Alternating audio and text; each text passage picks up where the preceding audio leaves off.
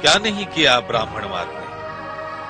ब्राह्मणों की रक्षा के लिए दशावतारों की छल कथा, महर्षि शंभुक की हत्या, एकलव्य का अंगूठा विच्छेद, शूद्रों को धर्म के नाम पर नरक यातना, अपने स्वार्थ के लिए राजा महाराजाओं का उपयोग, अछूतों के गले में मटका, पीठ पीछे झाड़ू, संतों की अवहेलना, महात्मा फूले की हत्या का षड्यंत्र, छत्रपति शाहू महाराज का अपमान, पेरियार को वायकोम में विरोध।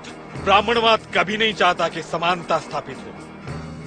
ब्राह्मणवाद यह भी नहीं चाहता कि कोई भी ब्राह्मण जाति का सुधारक ब्राह्मणवाद को समाप्त करे। इसलिए आगरकर, रानड़े व अन्य कई ब्राह्मण सुधारकों को सफल होने नहीं दिया गया। बिना भेदभाव के ब्राह्मणवाद कभी सफल हो ही नहीं सकता। इसलिए हे 85% भारत के मूल निवासियों, तुम्हें इस देश के हुक्मरान बनना होगा। हजारों साल से तुम सत्ता में नहीं रहे, इसलिए छुआछूत, लाचारी, पीड़ा, घुटन, निर्धनता का अभिशाप भोगते रहे। आज तक ब्राह्मण वर्ग ने अपने फायदे के लिए जाति व्यवस्था का दुरुपयोग किया है। अब ब्राह्मणों द्वारा गुलाम बनाए गए 85% शूद्र संगठित होकर अपनी उन्नति के लिए इसी व्यवस्था के सदुपयोग से राजनीतिक सत्ता प्राप्त करके आजाद हो सकते हैं।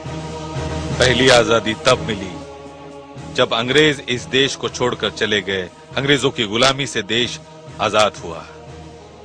फिर भारतीय संविधान ने सबको समान ठहराकर कानूनन आजादी दी। ये दूसरी आजादी थी जो इंतजार कर रही है कि भारत के मूल निवासी प्रजातंत्र की बागडोर अपने हाथ में ले।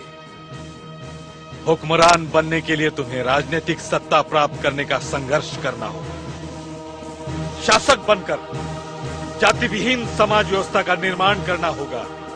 वो तीसरी आजादी होगी और वही तुम्हारी असली